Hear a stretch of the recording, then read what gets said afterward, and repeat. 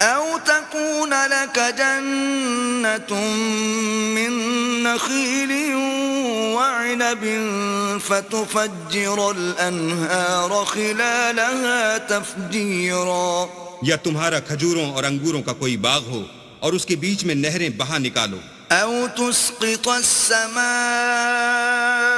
كما زعمت علينا كسفا أو تأتي بالله والملائكة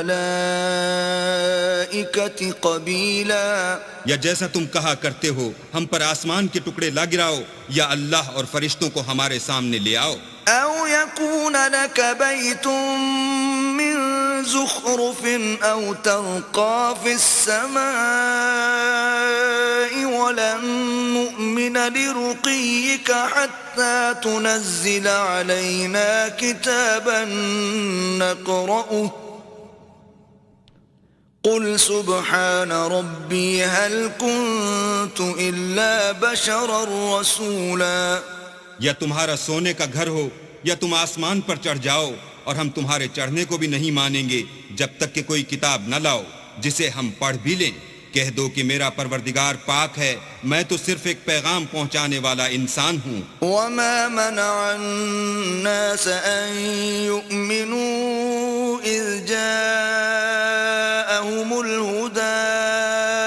إلا أن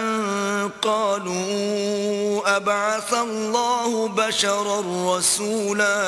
اور جب لوگوں کے پاس ہدایت آ گئی تو ان کو ایمان لانے سے اس کے سوا کوئی چیز مانے نہ ہوئی کہ کہنے لگے کہ کیا اللہ نے آدمی کو پیغمبر کر کے بھیجا ہے۔ قل لو كان في الأرض ملائكة